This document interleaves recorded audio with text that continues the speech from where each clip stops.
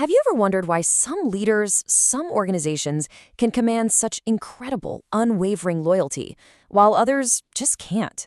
What is their secret sauce? Well, understanding that one question can literally change everything about how we lead, how we communicate, and how we build things that last. So let's just dive right in.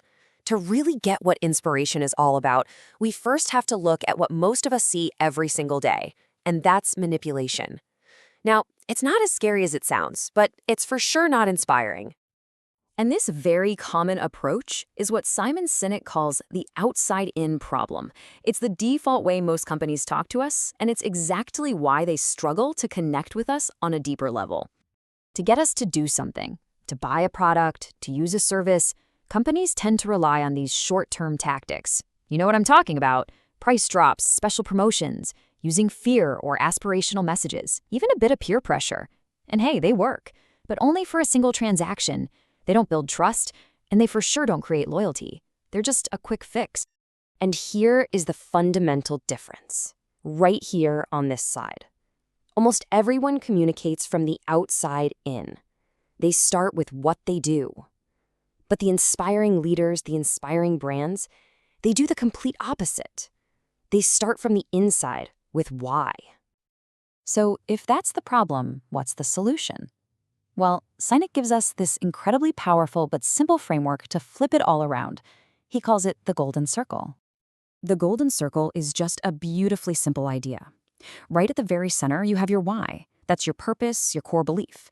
Then you have your how. Those are the values or principles that guide you. And finally, on the outside, you have your what, the tangible things you actually do. Now here's the kicker. Every single company on the planet knows what they do. Some of them know how they do it, but very, very few can clearly articulate why they do what they do. And this quote right here just gets to the absolute heart of it. We're not drawn to a list of features. We are drawn to a sense of purpose. We make our choices based on a shared belief. And the what, the product, the service, that's just the tangible proof of that belief. Now, you might be thinking, okay, this sounds like a pretty clever marketing idea, but it goes so much deeper than that. The reason the golden circle is so powerful is because it's perfectly aligned with the biology of the human brain. Okay, check this out, because this is fascinating. When you communicate from the outside in, starting with what, you're talking to our neocortex. That's the part of our brain that handles rational thought, facts, and language. But when you communicate your why, you're speaking directly to the limbic brain. And that's where feelings like trust, loyalty, and all of our decision-making happens. You're literally talking to a different part of the brain. This explains why we make gut decisions. You know that feeling, right? When something just feels right, but you can't quite put it into words? That's your limbic brain at work. The crazy part is that powerful decision-making part of our brain has no capacity for language. It's why we can struggle to explain why we love someone. We make decisions with our emotions and then rationalize them with facts and figures. All right, so that's the theory, that's the biology, but let's see how this actually plays out in the real world with some of the most inspiring brands and leaders we've ever seen. Just imagine for a second if Apple communicated like pretty much every other company. Their message would sound something like this. It's logical, it's accurate, and it is completely uninspiring. They'd just be another computer company. But that is not what they do, is it? No way. This is how they actually talk to us. They start with their why, their belief. And all of a sudden, their computers aren't just products anymore, they're symbols. They're tangible proof of a cause that we can believe in too. And that is how you build a tribe. And it's not just about selling things. Think about Martin Luther King Jr. He didn't go around the country laying out a 12-point plan for civil rights.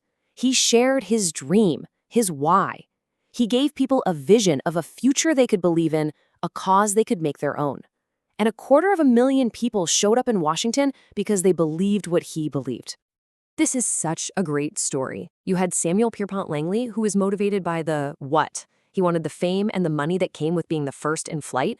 And then you had the Wright brothers, driven by a why, a deep-seated belief that flight could change the entire world.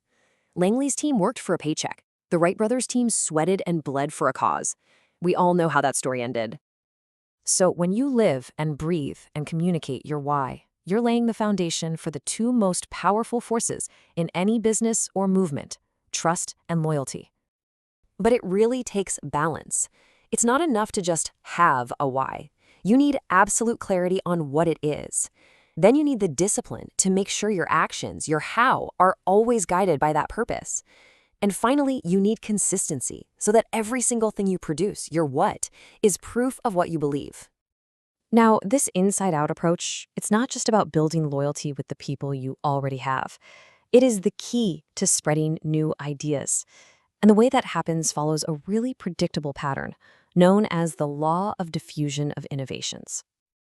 See, the market isn't just one big blob of people. It's broken into these different segments. And your goal is not to try and convince everyone at once. Your goal is to find the people on the far left of this curve, the innovators and the early adopters. These are the people who make decisions with their gut. They're drawn to your why. And here's the magic number. Once you have convinced this small but passionate group, about 15 to 18% of the market, you've hit a tipping point. The next group, the early majority, they're more practical. They won't try something until someone else has tried it first. But once they see those early adopters on board, the rest of the market starts to follow. So after all of this, what is the one big thing to walk away with? It's that true, lasting success and influence don't come from what you do. They come from being crystal clear on why you do it. What you do simply serves as the proof of what you believe. And that, of course, leaves us with the single most important question of all, a question that applies not just to our businesses, but to our careers and really our lives. So, what's your why?